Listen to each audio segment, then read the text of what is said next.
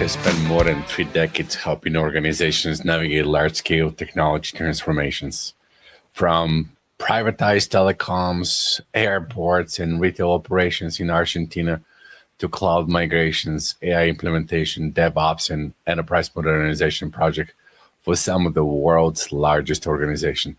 Today, Tangonet Solutions collaborates with over 200 technology professionals across the Americas and helps companies bridge the gap between business strategy and technical execution.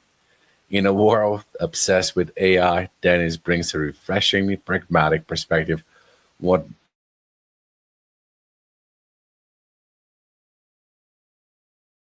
on what actually creates value and what Dennis welcome to Scaling with Clarity. Thank you for that, Maxime. It's my pleasure. We like to start the interviews with a founder story. How did you come to do what you're currently doing? The long and winding road, as the song goes. Yeah. So really, it started when I started living overseas in my mid-20s, Maxime, but I'll fast forward from that point. But long story short, I started working at the UN doing some integration projects and many moons ago in the mid-'80s, integrating mini computers and mainframes, things like that. And then diverse set of circumstances sent me to Latin America as part of a project with the UN also. But later that became something different. It became an offer to go to work for a privatized company in the early 90s called Telecom Argentina. That company was a privatized version of a state-run telecoms company called Entel. So the privatization wave that hit the Americas or Latin America at that time, I got caught up in that. And my role there was to build or rebuild the technology infrastructure, which was either old, outdated, non-existent, or non-operable into something that was a better fit for a company that they really wanted to make a market-based company. So starting in Telecom Argentina in the early 90s, and then through several other big turnarounds, retail, property management, airports that you mentioned, which was also privatization. My roles are always building teams, allocating large budgets to renew or rebuild technology infrastructure. Okay, so that was my role then, and because of that, I specifically in Argentina, I became heavily embedded into the technology ecosystem there, and became very familiar with resource development from, let's say, the university stage onwards.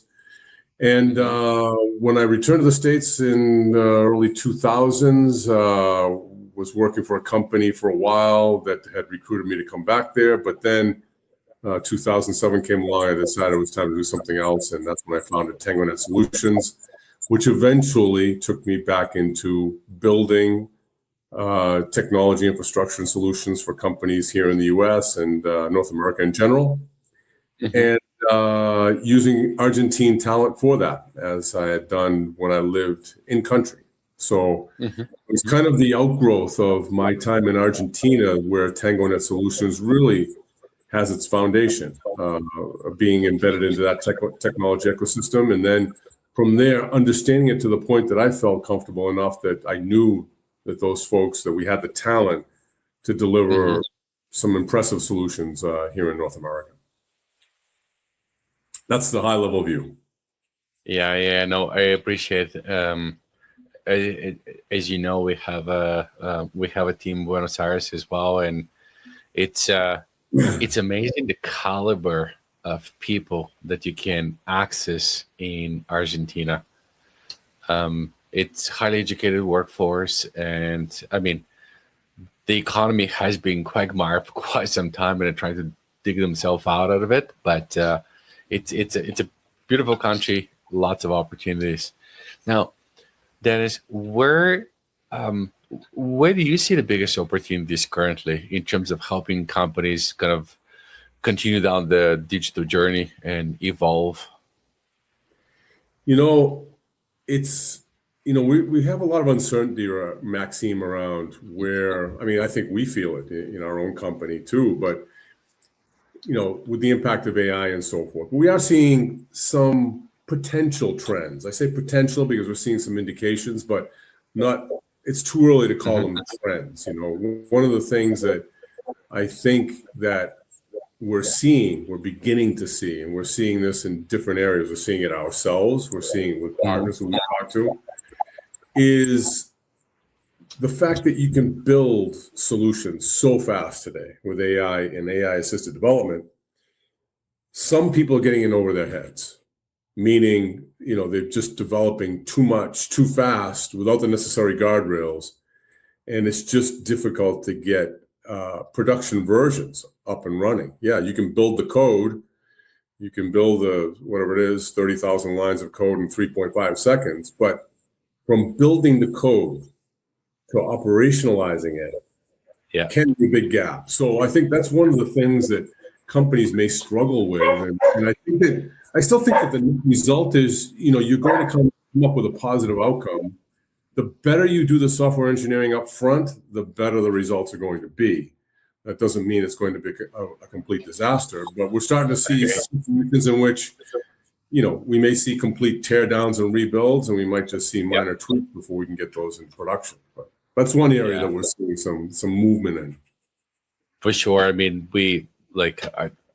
your comments resonate quite a bit, because if you don't know where you're going, how the hell are you going to get there is kind of the question I have. And the other one is, at the moment, inference or AI coding is not priced to its market price. So once you have to pay the true price of something, I wonder how many companies will continue to just churn through codes. Yeah. And I think that there are going to be those cases. For sure there are, and I think that I wouldn't necessarily call that a bad thing or a negative thing, but I think if you just look at it and say, well, look, okay, we learned that we have to do it the right way, and the right way may require more of a software engineering foundation. Well, I think the net result is going to be a better result, even though I think we're hearing and we're seeing a lot of high incidences and high percentages of failed projects. That just might be, a stage that we're going through right now, that we just have to weed out what we're doing. You mentioned something about, if you don't know where you're going, you're going to get there, how are you going to get there, right? The thing is, today we have a Ferrari to get there, right? But the thing is, we still have the same problem. If we don't know where we're going, we're just going to go faster, but we're still not going to get there, right? So I think that's where we're at right now. Until we learn how to handle that Ferrari, until we learn how to get our bearings and understand what it can do, where it can go, and what kind of drivers we need there, then yes, I think there is going to be some struggle from some companies. And, we're beginning to see that.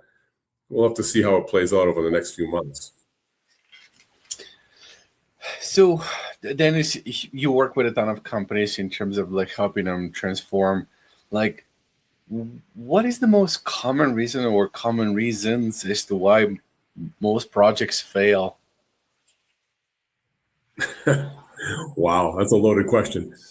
I think that the biggest reason is not understanding what the outcome is. What's the end game of this?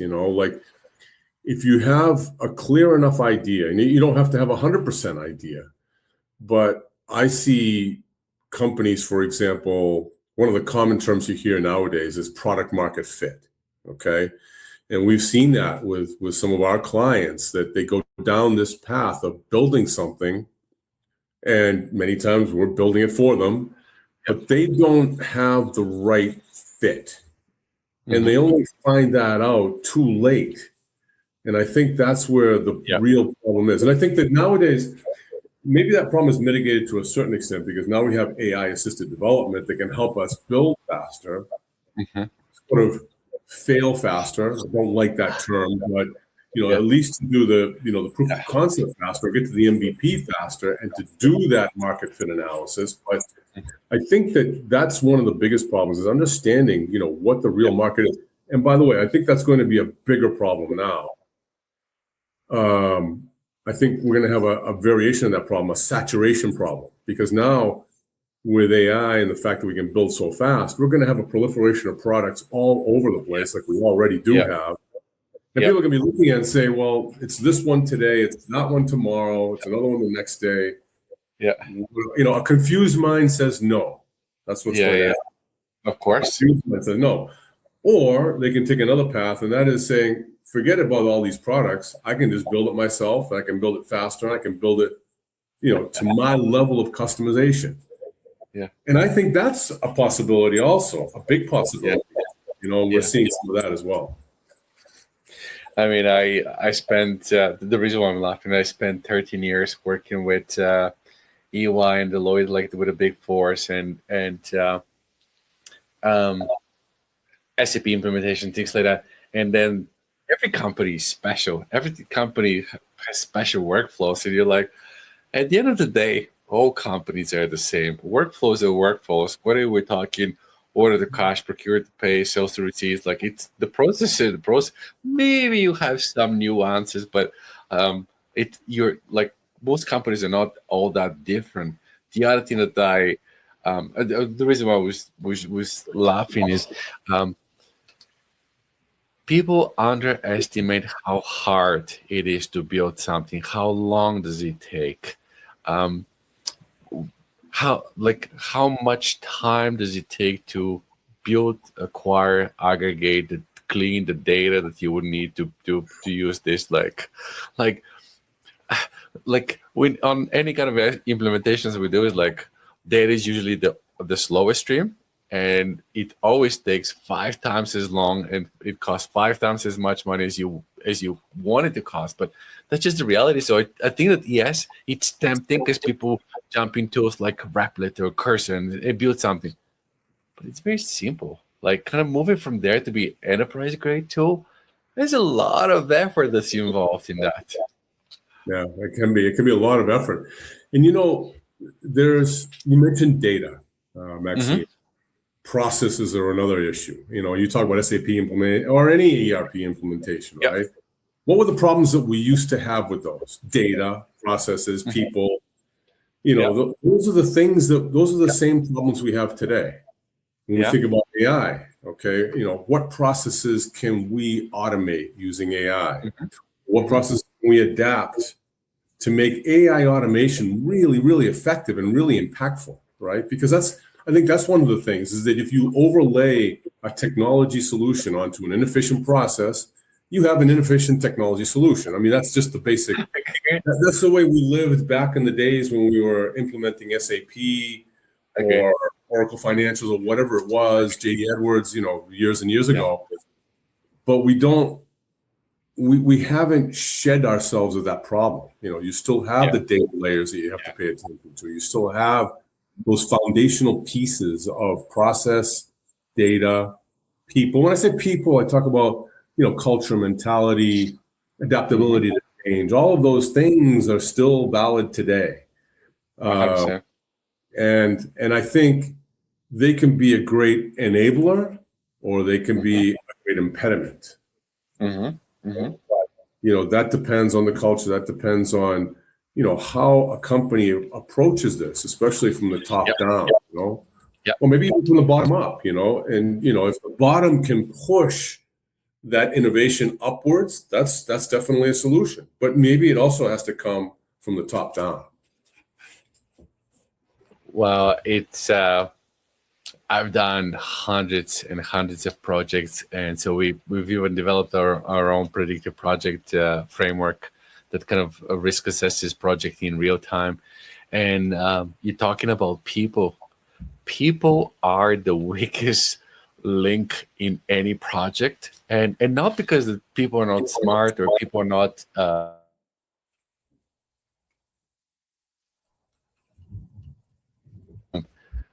governance you can set, processes you can build, technology would do whatever you tell the technology to do. People and change management is the hardest element, and I have seen projects where the leadership is like, we're just going to slam it in and people are just going to use it, and people are like, I'm not going to do that. And so unless you have that active visible sponsorship at the top and get the buy-in and enrollment and go top down, bottom up, until you kind of modulate and get to alignment as to why we're doing, doesn't matter what technology it is. It's not. It doesn't have doesn't stand a chance of success. Yeah. And, I think there's a lot of talk too, Maxime, around that. I mean, talking about the technology side and the impact on people, and particularly technology people like developers and that type of thing. I was talking to a recruiter a couple of weeks ago, and I asked her, because I think the recruitment people are very good to get a feel, to get the temperature of the market. Where's the market? Are people hiring developers? Are they shedding developers? What's going on? And she told me, and she works at the enterprise level, she says, look, I've got a tremendous amount of demand for technology people, including developers.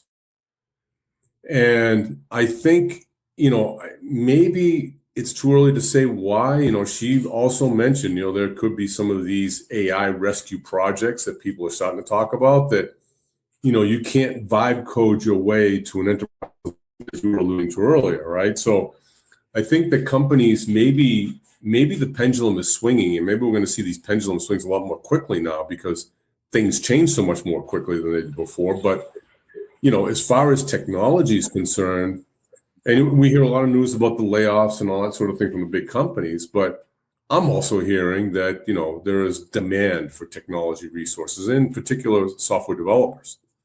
So I don't know that we're, at this stage of Armageddon in terms of, software development and services like ours, for example, which are third-party services that do that.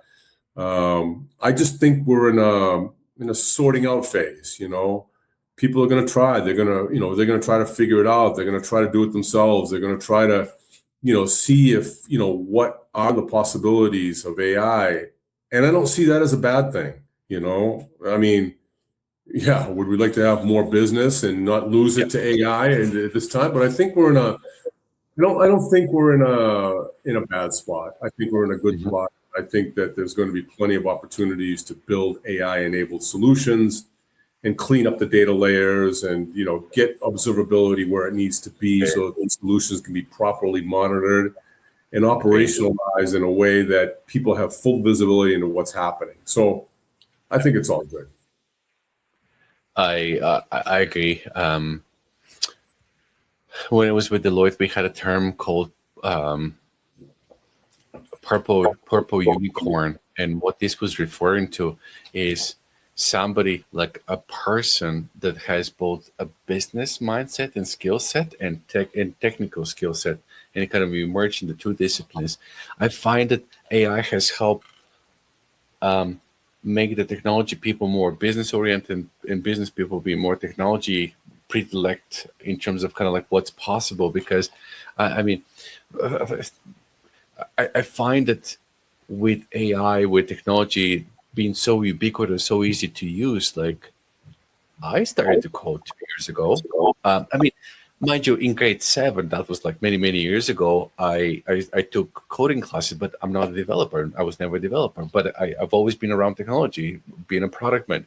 And so it became a lot easier to access. And to your point around kind of like companies building things and not knowing where they're going, if you are a business person and you have that understanding in terms of what you're trying to build, and you know what problem you're solving, it's a lot easier to build a solution that solves the problem versus you kind of the traditional approach is you got a business requirements, the business analyst does this, get translated into technical requirements get translated into code, and every handover loses some of that signal. Whereas now that chain is compressed, it's a lot shorter.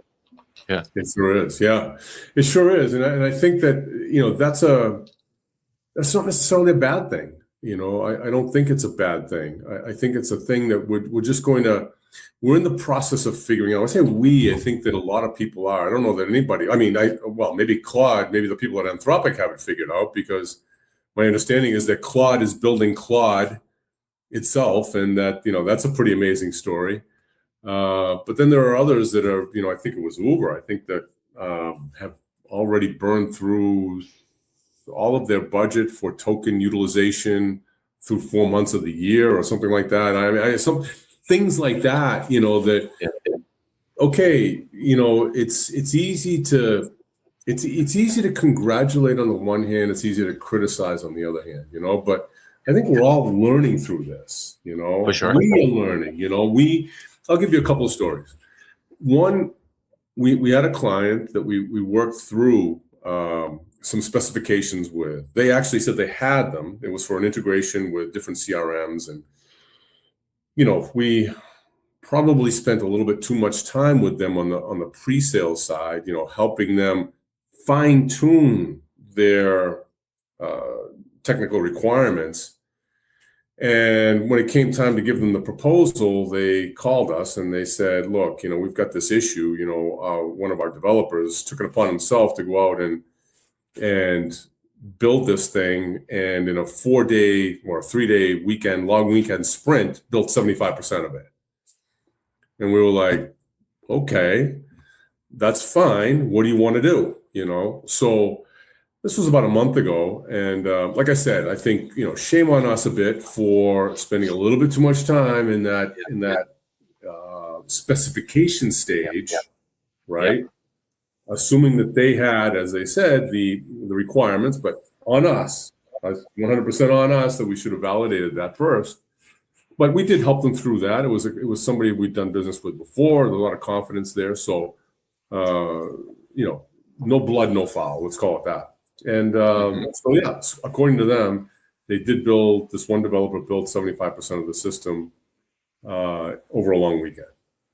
So our only ask to them, they said, look, we appreciate all the work you've done, but we really feel like we need to go down this road. Our only ask to them was, can we just stay in touch? Because we want to see how you get that last 25% built. That's all. And it'll be a case study one way or the other, Maxim. Yep. One way or the other.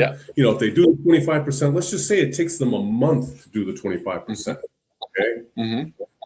They still come out ahead. That's fine. Yeah. But if they're still struggling and we're about at the point where we need to do the follow, in fact, I think we are doing the follow-up with them, we'll find out, So yeah, that's a real AI impact. The other one is we did build an AI solution for a company up in Boston, very innovative solution, a very innovative, forward-thinking CEO. And not even a CEO of a technology company. He's a CEO of an electronics marketplace, recycling marketplace for electronics, but still a very forward-thinking technology enthusiast, let's call it. Yes. And we built this very, very unique and robust system that's a kind of a Jira knockoff, but with a lot more functionality. Okay. All based on AI, MCP servers, that type of thing. And, it's largely done, and we're going to do some integrations now with some other companies, which is kind of interesting also. But he said to me last week, we had a conversation. I had a conversation with the CEO directly. He said, what do you think I should do with this? Should I take it to market? Should I just use it internally? Should I, should I just keep it amongst my other CEO friends, because I'm not sure that I'm the person. He's a technology marketplace guy. He's not a technology guy. He's not a technology product person. So, he's got something, and I look at it and I say, like I said to you before, my doubt is that there's so many tools now. How many of these tools are there out there? I don't know. Yeah. Right. So, do you spend a lot of time, do you burn a lot of cycles trying to get something to market that doesn't have a market? Yep. Or it does, but that market is saturated with other things? Or do you just say, look, this is my baby. I'm gonna make the best use of this because me and my group of companies that are working together on this can really, we can supercharge our own companies, and I don't have to spend a lot of time going to market. That's where he's at, and then, we sort of talk through and, a little bit of, psychological session on that. And I think that was the conclusion he came to. He says, I don't really need to take this to market. We've done a great job on this as it is, and it can stay amongst a smaller circle, and they like it. I like it. Yeah. And who knows, maybe he's losing a great opportunity. We don't know. Well, I mean, I spend a lot of my time coaching and advising founders around strategy and risk, and we talk about one-way door and two-way doors. And so I view this as a two-way door. It's like he decided not to walk through this door, but if he decides to, he can walk through that door in the future. And so in situations like that, a lot of people want to, like, they build a product and they want to take it to market. But take podcasting, because we're on a podcast at the moment. 0.1, not even 1%, 0.1% of all podcasts generate 80% of all sponsorship revenue. So you have 99.9% of podcasts that generate 20% of the revenue. And so when you think about it, like if you bring in a product to market, this technology is no longer a moat, because it's with AI coding, you can develop technology quickly, unless you do something proprietary that's like the better mousetrap. But in order to be successful in building a product to market, you either have to have distribution, you have to have proprietary data, or you have to be faster than anybody else in terms of being able to build something that the market desires. And so unless you have one of those modes, why spend energy on trying to build something to market? You build a product for yourself, use it, make your business more efficient, make your business more productive, scale it up faster. That really becomes your competitive advantage. Yeah, you're absolutely right, Maxim. I think where we're stuck right now, okay, we're stuck on speed.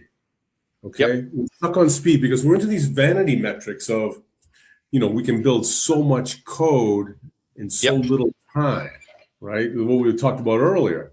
You can build, you can create thousands and thousands of lines of code just by inputting, some good prompts into Claude or, whatever else you want to use. But speed isn't the only thing. Like I said, you can get stuck on speed. Okay. You go so fast that you get ahead of your skis, and all of a sudden, you're tumbling over them, right? You're trying to figure out, okay, what do I do now? I can't operationalize this. I'm missing security. I'm missing scalability, or missing maintainability, or whatever. I'm having trouble testing it.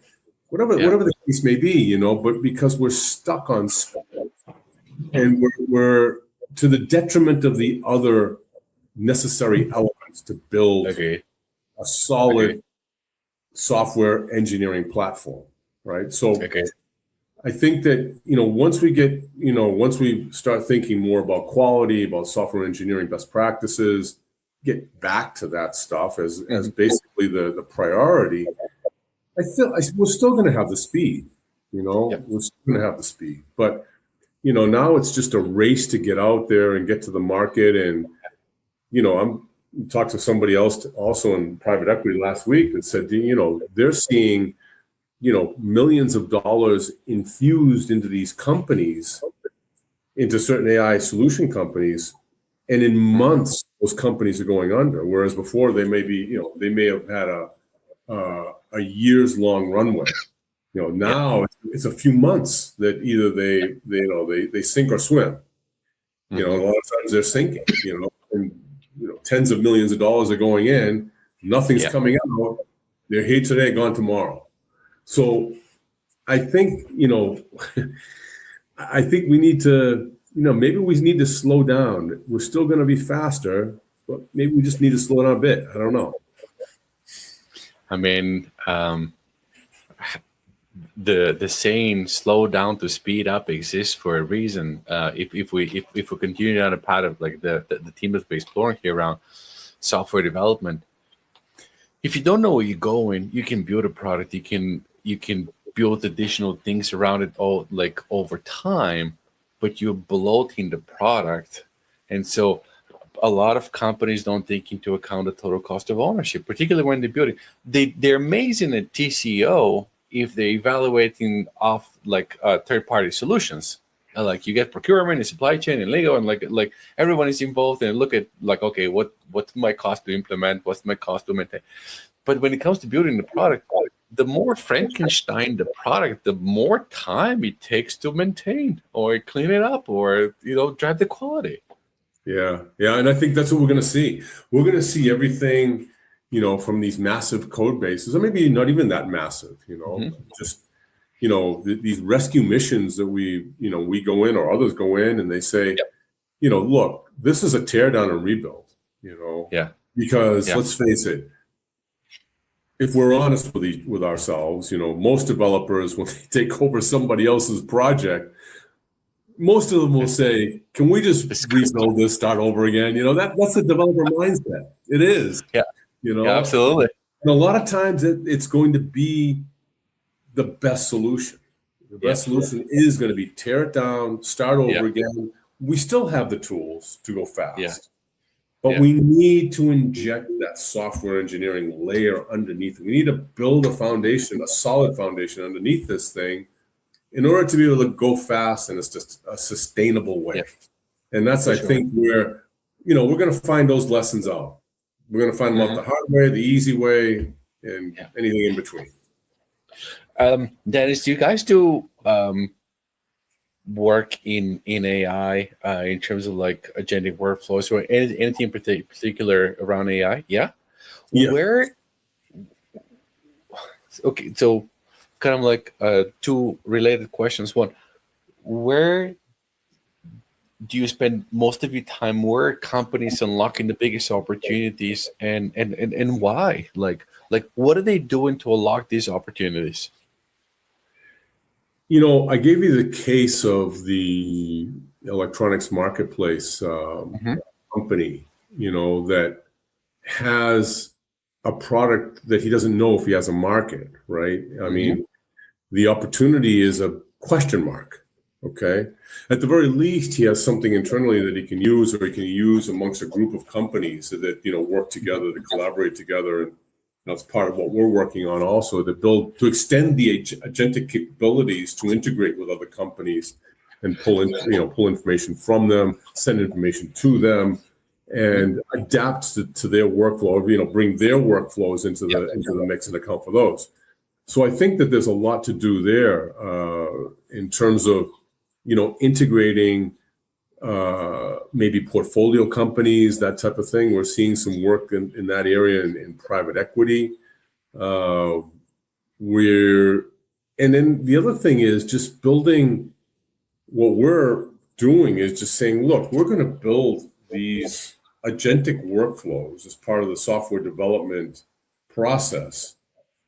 And all of that goes to the client. I mean, we build, we're a core services company, right? So we're building, like we have been in the past, and we have done for years. We're building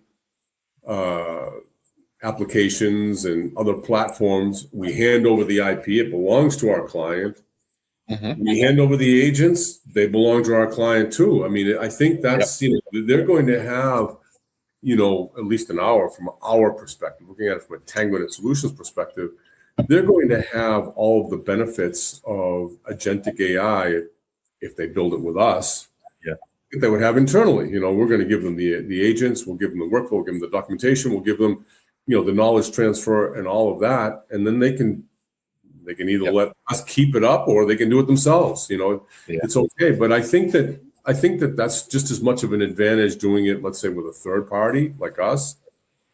But I think that, getting back to your question is like, I still think there's a big question mark in the market. I get these newsletters from these, AI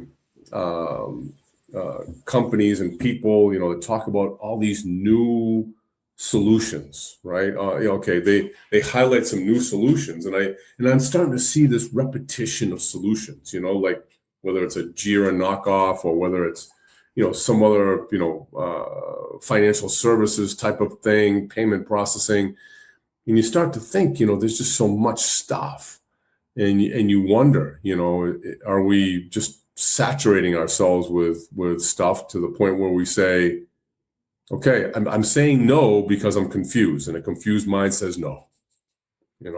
That's where I think there's a problem and an opportunity, and I just can't see it very clearly.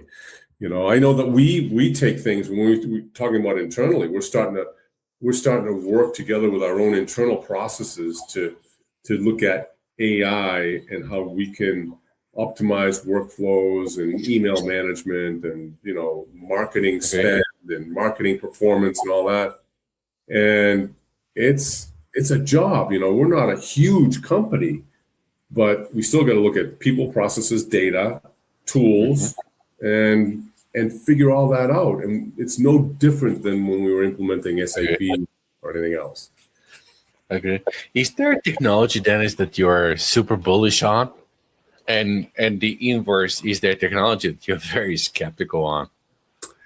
I'm very bullish on, we're doing a lot of stuff. I'm seeing some really cool solutions that we're building in the AI ops and observability space. Hmm. We're taking, information from so many data sources, monitoring tools, other infrastructure tools, operating systems everywhere, and we're just ingesting a lot of information about the entire technology landscape of a company, and able to condense that and distill that down into very actionable, predictive, analytical type of solutions based on Yeah. AI ops, based on AI. I'm very bullish on that. So that we can see not only at the infrastructure layer or the data layer, but also the application layer. So application, data, and infrastructure. We're building these solutions quickly under AI ops and under observability to be Hmm. able to get a much more comprehensive view of a snapshot of the technology landscape, but also the general health checks, and be able to see in a very predictive way trends that start to develop long before, in fact, that they Hmm. become problems. So very bullish on that and some of the stuff that we've done, particularly on the cloud, mainly AWS and Azure. The other things, the thing that I'm not so keen upon, I think, it's just, it's a perception, right?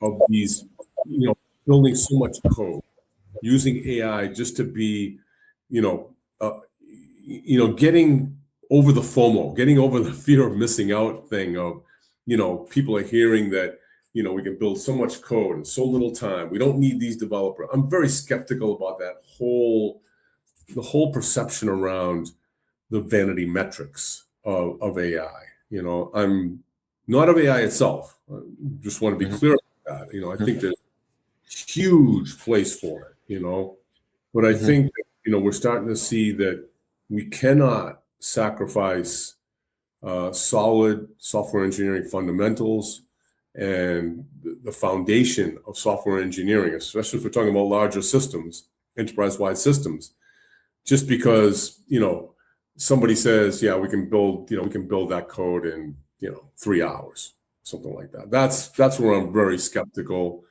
and I think Yeah. we'll see some indications of that. What are your top three most favorite AI tools at the moment? Oh, geez, like I'm going to talk about the team, what the team tells me, because I'll tell you that a year ago, first half of 2025, we had clients insisting that we use Cursor, because that was kind of their development tool of choice. And I haven't heard a word about Cursor so far this year. Everything is Claude Code, it's Opus. I don't know what's Mhm. happening with Mythos. I think, some of the stuff is getting, held up by the government. If I heard something recently about that.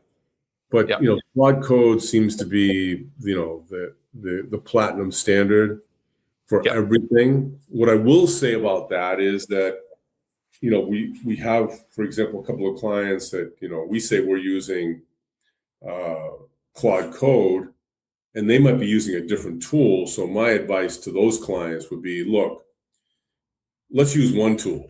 Let's use one tool across. Like if you want us to use a particular tool because that's your industry standard, we can debate it, or we can show you, what we're doing with Claude that might, tip the scales more towards Claude, but we should really be looking at, standardizing on one tool. But Claude Code is definitely one of them. Is the one, I would say. And then beyond that, I don't know, Maxim. I have to talk to the guys and see what they're using, because there's so many new things coming out that they may be using things I never heard of. I don't know, but I know that one's the biggie.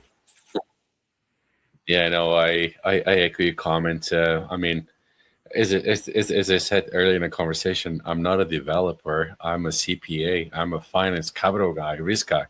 But I am on pretty much on a daily basis in Visual Studio, and Cloud Code is running, and I'm doing things, tinkering, or in my case, because I'm at the call phase, I understand the problem. I'll develop the plan and turn it over to the team. Say, okay, go review the plan. Does it make sense? Does it not make sense? If it does make sense, go and execute. But my most favorite AI-based tool at the moment is Whisperflow, because it translates voice into text, but it doesn't just do the literal translation. It just cleans it up. They call it polish. It polishes your speech into coherent text, and so I use it for everything. I mean, I'm in the top 1% of Whisperflow users globally. Like in the run of 3 months, I think I've done like 450,000 words. I use it for coding. It's amazing for that. I use it for emails. I use it for prompting, because it cuts you off at about 5 minutes. But I'll be walking the dog and it'll be like coding, or I'll be like sending out emails, or just talk to it. So by far, this is my favorite tool at the moment. I'm gonna have to check into that. Yeah, I heard about that the other day. In fact, I queried Gemini the other day. Okay. I just wanted to know. I said, look, like how, because I was interested to know how they were tagging YouTube videos. How they were identifying, because there's been a lot of talk about YouTube videos that are just AI slop, that type of thing. So I was querying Gemini the other day about, hey, how does YouTube tag and categorize AI content? I think it went into this long explanation. And, one of the things that it said was, it said something about it uses something called Synth ID, which I can't explain what it does because I don't remember, but it was something like, it's able to identify at the point of creation. That's kind of the explanation it gave me. And he used Whisperflow as an example, and I think there's some tie-in there, but that's where I first heard about Whisperflow. Mm-hmm. But it was interesting in the sense that I said, well, I just want to understand, my prompt went by, I want to understand policies and processes as far as YouTube is concerned, and how they tag and how they identify AI content, so I can clean up my feed, all whatever. And they said, and I'm particularly interested in how you do this at the point of creation, assuming that we're not using a Google tool to do the creation, right?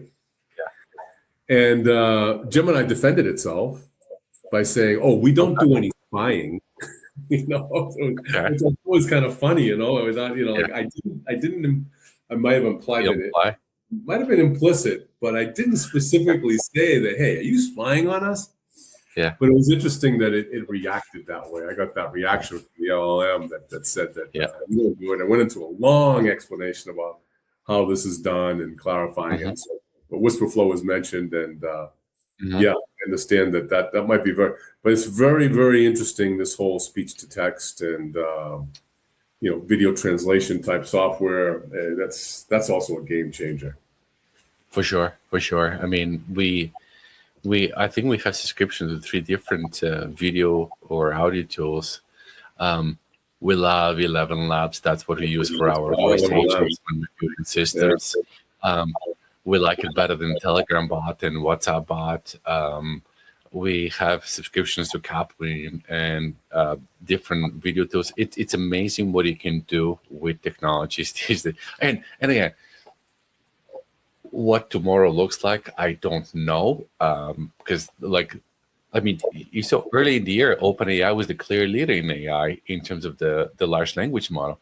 And now Claude is pulling ahead. Now they have this path with the federal government, with the Pentagon, with the jailbreaks and security and mythos. And I get this, but it's still like it's the preferred tool. And this all happened within the span of what, like 6 months? It shifted from OpenAI being on top to now Anthropic being on top. So what's going to happen over the next 6 months? That's the question. Is it going to flip flop again? Is somebody else going to come up and challenge Anthropic? Who knows? Like I said, I mean, we were using different tools a year ago than what we're using now. A year isn't that long of time, but now the time frames for these tools are becoming so much more compressed, and it's a race, that's just getting faster and faster. But 100%. it creates so much uncertainty. Do you go all in on this? Do you say, okay, look, I'm going to go all in on this, and then a couple of weeks, a month, 2 months later, something else new comes out, and that's so much faster or so much better or so much more comprehensive, or incorporates so much more engineering, foundational software engineering principles into the development, whatever it is, and I think that's where we where we're suffering a bit, like, what do we do? Do we go all in? And I think I think you do go all in. If you're going to go all in, I mean, what are you going to do? You're going to wait? I don't think it makes any sense. I mean, that's the other thing. If you're going to go all in, don't worry about what's coming next. It'll come or it doesn't come, and that's the way we've taken it with Claude, and just say, let's go on in this and just not worry about anything else. Let's just not spread ourselves too thin. Let's become really good at this.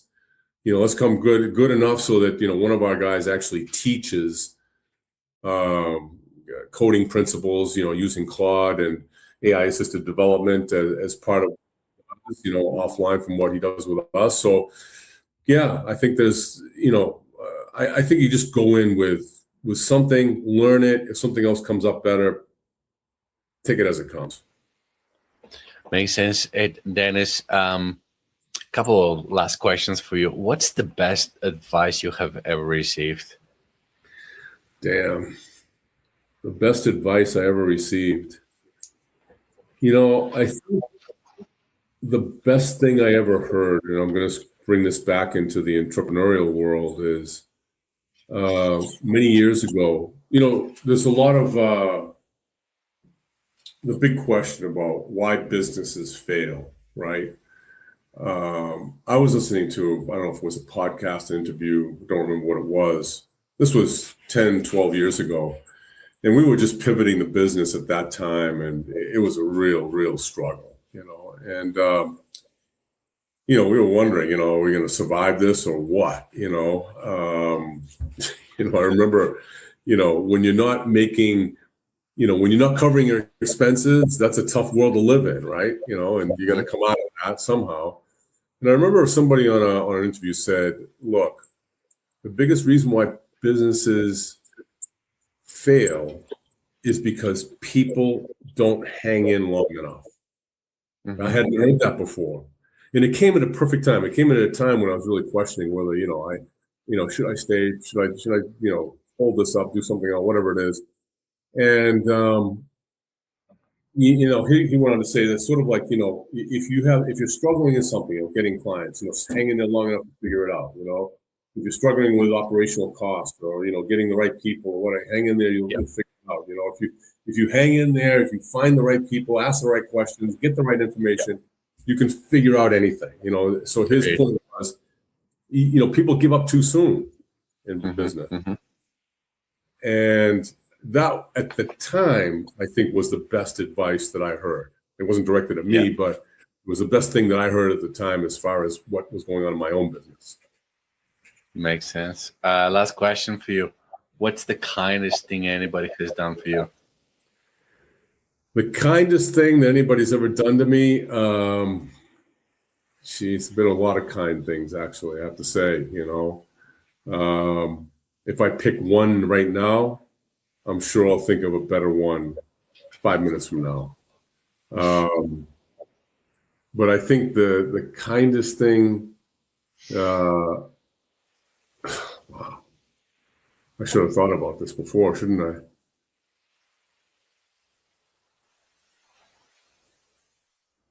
I think that, I don't know, Maxime. I can't come up with one right now. Can I owe you that one? That one's a tough one. You should be able to come up with 100 of them, because I know that I've had a lot of kind things happen to me. I just can't think of one that stands out above the others.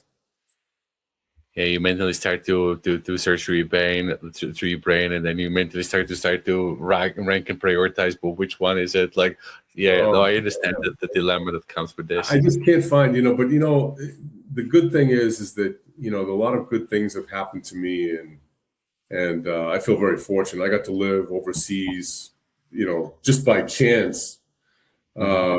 When I was 25 years old, I got a lot of great opportunities that sort of came my way, between living in Switzerland, living in Argentina, traveling the world a bit, and there was a lot of good things and a lot of good people that I had to run into, to make those experiences, or make that, any one experience an enriching experience for sure, and there's just, probably in the thousands, really. So I feel very fortunate from that perspective. Yeah. Gratitude is an important skill that people need to learn how to cultivate, because it keeps you grounded, it keeps you happy, and keeps you focused on what really matters.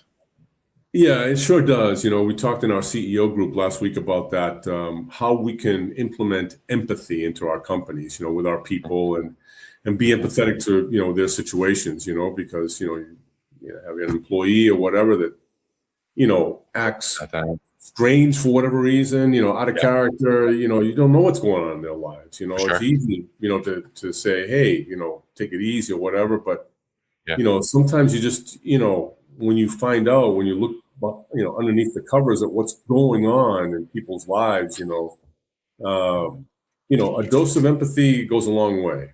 100%. Yeah, absolutely. Businesses, at the end of the day, are human. You can have technology. You don't. At the end of the day, you don't do business with companies. You do business with people, right? We're all human beings. We all have our strengths, our weaknesses, our flaws. Whatever it is, But I found that a small dose of empathy can go a long way. 100%. That's a great note to end this conversation on, Dennis. I really enjoyed your thoughts and perspectives. So thank you so much for coming on to Scaling with Clarity show. My pleasure, Maxime. Enjoyed it. Thanks very much. My pleasure.